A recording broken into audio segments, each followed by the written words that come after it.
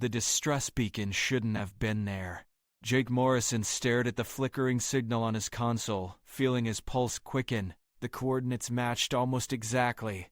The sector where his sister's ship had vanished 5 years ago. His crew of 4 ran cargo between outer colonies. Nothing glamorous, but it paid. They weren't equipped for rescue operations. They weren't supposed to investigate anything. "Captain, that station's been dark for 3 years," said Luis Chen, his navigator.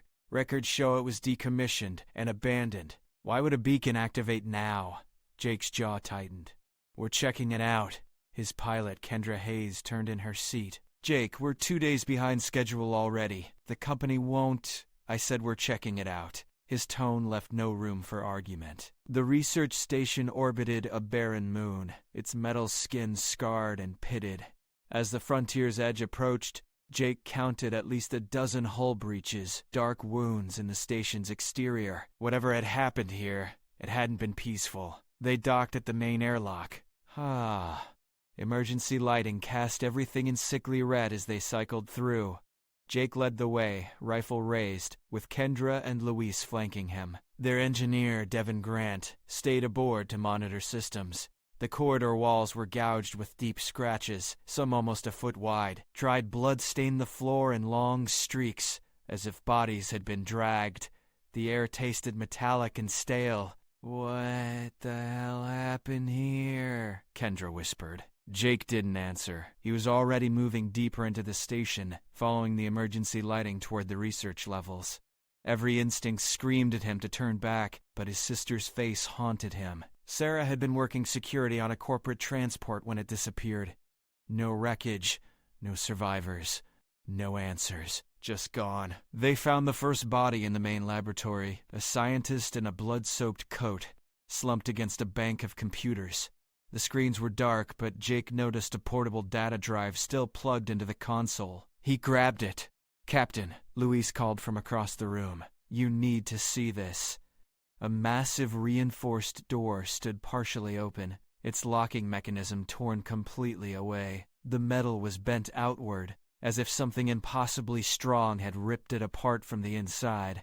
Beyond it, a corridor sloped downward into darkness. Jake activated his helmet light and stepped through. The passage ended at another door, this one undamaged but standing wide open. Inside was a containment cell the size of a small warehouse. Heavy chains hung from the walls, medical equipment lay scattered and broken, and in the center of it all, massive restraints lay empty, their locks shattered. "They were holding something here," Kendra said. "Something big." A sound echoed from deeper in the station, scraping metal, slow and deliberate. Jake raised his rifle, gesturing for silence. They moved forward, following the sound through a maze of corridors until they reached what looked like crew quarters. The door hung off its hinges. That's where they found her. She was crouched in the corner, easily 8 feet tall, even hunched over. Her skin had a strange iridescent quality, shifting between deep blue and pale gray in the emergency lighting. 4 arms, each ending in powerful hands with too many fingers. Her face was almost human, 2 eyes, a nose, a mouth. But the proportions were wrong, stretched and alien. Bony ridges ran along her skull and down her spine. She wore the tattered remains of what might have once been clothing. When their lights hit her, she flinched back, raising her arms defensively. Then she spoke. "Please, no more." Her voice was rough, painful, like she hadn't used it in years. But the words were English. Jake lowered his rifle slightly. "We're not here to hurt you." She stared at him with wide, terrified eyes. Human eyes, he realized. Underneath the alien features, her eyes were completely, heartbreakingly human. "They always say that," she whispered. "Then the tests start again." "There's no one else here," Jake said carefully. "We're from a cargo ship. We picked up a distress signal. I activated it." She pointed to a broken panel on the wall. 3 days ago. I didn't think anyone would come." Kendra took a step forward. "What's your name?" The creature hesitated. "They called me Subject 17. Before that, she struggled, as if reaching for a memory almost lost. "Zara." "My name was Zara." Jake felt something cold settle in his stomach. Was? You're human? I was. Pain filled her voice. Before they changed me. Back on the ship, Jake plugged the data drive into his console while Zara sat awkwardly in the cargo bay. She was too large for the crew quarters, and besides, she seemed more comfortable with open space around her. Devin had brought her water and ration packs, which she'd accepted with trembling hands. The data drive contained encrypted files, but Luis was good with security systems. Within an hour, they had access to research logs, test results, and personnel files. Jake wished they hadn't. The station had been a black site genetics laboratory run by Helix Corporation, operating completely off the books. They'd been attempting to create super soldiers by fusing human DNA with genetic material from a dozen different alien species. Subject procurement had come from disappearances across the sector, people who wouldn't be missed or whose losses could be attributed to the dangers of space travel. The experiments had been monstrous. Jake scrolled through procedure logs detailing painful modifications, psychological conditioning, combat training. Of the 47 subjects brought to the station, only one had survived the full integration process. Subject 17, Zara. The others had either died during the procedures or lost their minds entirely, becoming violent and uncontrollable. According to the final logs, the subjects had broken free 6 months ago during a containment failure. They'd torn through the station in a rampage, killing most of the staff. The survivors had evacuated, sealing the station and leaving everything behind. Everything except Zara, who'd somehow retained her humanity. Jake found the personnel file he'd been dreading. Sarah Morrison, security officer, reported missing 5 years ago. Status acquired. Subject number 23. Deceased following failed integration procedure. His hands shook as he read the clinical description of his sister's death. They'd killed her slowly, methodically, documenting every stage of her body's rejection of the alien DNA. She died screaming, begging them to stop. He found Kendra in the galley staring at her coffee. You read the files? She nodded. Your sister. I'm so sorry, Jake. She was here the whole time? His voice was hollow. While I was searching, filing reports, begging the company for information, she was being tortured to death in some corporate lab. What do we do about Zara? What do you mean? Kendra met his eyes. She's evidence of illegal genetic experimentation. If we take her back, the company will either dissect her or make her disappear. If we leave her, she dies alone on a dead station. We're not leaving her. Jake! I said we're not leaving her! He stood. She's a victim, Kendra, just like Sarah. I won't abandon her. The alarms started screaming before Kendra could respond. Devin's voice crackled over the intercom. Captain! We've got 3 ships incoming, military grade. They're hailing us. Jake sprinted to the bridge. The tactical display showed 3 sleek corvettes, much faster and better armed than the Frontier's Edge. The lead ship's transponder identified it as corporate security. Put them through, Jake ordered. A woman's face appeared on screen, cold and professional. This is Commander Patricia Vale of Helix Corporation Security. You are in restricted space. Power down your engines and prepare to be boarded. This station is abandoned, Jake said. We responded to a distress beacon. That changes nothing. This is corporate property. You will surrender immediately or we will open fire. The connection cut. They're not here for us, Louis said quietly. They're here for her. Jake looked at the cargo bay monitor. Zara was standing now, her head tilted as if she could sense the danger. How long until they're in weapons range? 4 minutes, Devin replied. Get us undocked. Now. Captain, they'll shoot us down before we can jump to hyperspace. Then we'll have to hold them off. Jake activated the ship-wide intercom. Zara, can you hear me? Her voice came back, uncertain. Yes. Those ships are here to kill you. We're going to run, but we need to undock first. Can you help us? How? The station still has operational weapon batteries. Can you access them? There was a long pause. Then, they made me learn. For training. Do it. Buy us time. He watched on the monitors as Zara moved with frightening speed through the station corridors. She reached the command center in under a minute. her forearms working the controls with practiced efficiency. The station's remaining defense turrets came online, targeting the incoming corvettes. The first volley of plasma fire caught the mercenaries off guard. One corvette peeled away, shields flaring.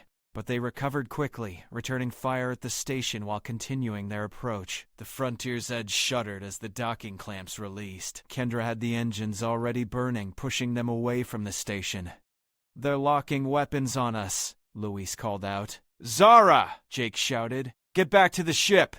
On the monitor, he saw her abandon the controls and run. The station's corridors blurred past as she sprinted toward the docking port. A missile slammed into the station's hull, and the entire structure shook. Sections began to depressurize. "She's not going to make it," Kendra said. "Yes, she is." Jake grabbed the manual controls, swinging the ship back toward the station. "Devin, open the cargo bay doors. We'll lose atmosphere. Do it." The bay doors opened to vacuum. Zara reached the docking port just as another explosion tore through the corridor behind her.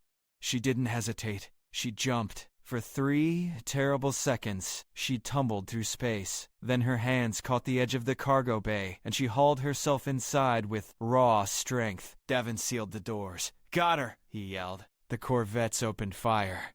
The Frontier's Edge wasn't a warship. It had minimal shielding and no real weapons. Kendra pushed the engines to maximum, weaving through the incoming fire, but it was only a matter of time. "Hyperspace in 90 seconds, Luis said. "If we survive that long." An explosion rocked the ship. Warning lights flashed across every console. "Shields at 30%, Devin reported. "Hull breach in the port cargo section. One more hit like that and we're done." Jake's mind raced. They couldn't outrun the corvettes. Couldn't outgun them. But maybe... "Zara," he said into the intercom. "How good were you in combat training?" "Very good." Her voice was steady now. They made sure of that. "Can you operate in vacuum?" "My modifications. For short periods." "Good, because I need you to do something insane." 30 seconds later, Zara stood in the airlock, wearing a hastily modified EVA suit that barely contained her frame. In her 4 hands, she held magnetic clamps and a plasma cutter from the engineering bay. "This is crazy," Kendra muttered. "Crazier than everything else today?" Jake replied. He gave Zara the signal. She cycled the airlock and pushed herself into space. The closest corvette was maintaining pursuit at 300 meters, concentrating fire on the Frontier's Edge. Its crew never saw Zara coming. She used short bursts from the EVA suit's thrusters to close the distance, moving between the incoming fire with unnatural agility. Her training had prepared her for zero-gravity combat, and her enhanced reflexes made her blindingly fast. She slammed into the corvette's hull, magnetic clamps locking her in place. The plasma cutter tore through the armor plating in seconds. She ripped away a section of hull and pulled herself inside. "What's she doing?" Luis asked, staring at the sensors. They got their answer when the corvette's engines suddenly died. It tumbled out of formation, emergency lights flashing. The other 2 ships broke off pursuit to check on their companion. Zara appeared on their hull cameras, pushing back off the disabled corvette. She fired her thrusters, returning to the Frontier's Edge. "Hyperspace ready," Luis said. "Do it," Jake ordered. The stars stretched into lines of light as they jumped. Behind them, the 3 corvettes in the dying station vanished into the distance. In the cargo bay, Zara collapsed against the bulkhead, trembling. Jake found her there an hour later, still wearing the torn EVA suit. "You saved us," he said quietly. "I killed them." Her voice was thick with emotion. "The people on that ship. I sabotaged their life support. They called me a monster, and I proved them right." Jake sat down beside her, looking small next to her massive frame. "You protected your crew. That's not being a monster. That's being family." She turned to look at him, those 2 human eyes searching his face. "Family?" "Yeah." He pulled out his datapad showing her Sarah's photo. "This was my sister. The experiments here killed her 5 years ago. I've been looking for her ever since. I came to that station hoping to find answers about what happened to her." He paused. "I found you instead. I'm not your sister. No. But you're someone who deserves a chance at life. Someone who fought to stay human, even when they tried to turn you into a weapon." He met her gaze. Someone who just risked everything to save people you barely know. That's the definition of family in my book. Tears rolled down Zara's face, the first she'd cried in years. I don't know how to be human anymore. Then we'll figure it out together. Jake stood, offering his hand. Welcome to the crew, Zara. She took his hand carefully, afraid her strength might hurt him. But Jake held firm, his grip steady and sure. On the bridge, Kendra plotted a course away from corporate space. Devon began repairs on the damaged systems. Luis encrypted their logs, hiding any evidence of what they'd found. They were outlaws now, fugitives. Helix Corporation would hunt them to the edge of known space. They'd lost their cargo contract, their legitimate income, their clean records. But in the cargo bay, Zara sat with Jake's crew, eating ration packs and listening to Luis tell stupid jokes. For the first time in 5 years, she laughed. The sound was rough and unpracticed, but genuine. Devon raised his coffee in a toast. To the weirdest crew in the sector. To family, Kendra added, looking at Zara with a smile. To family, they echoed. Jake stood at the bridge viewport, watching the stars stream past. Somewhere back there, his sister's body lay in the ruins of that station. He'd never be able to give her a proper burial. Never be able to tell her he'd never stopped searching. But he'd found something else. Someone else who needed saving. The intercom crackled. Captain, it was Zara. Where are we going? Jake smiled. Anywhere we want. We're free. Free, she repeated, as if tasting the word for the first time. I like that. Behind them, the last traces of the hyperspace jump faded. Ahead, the galaxy stretched infinite and full of possibility. They were hunted. They were outlaws. They had almost nothing. But they had each other.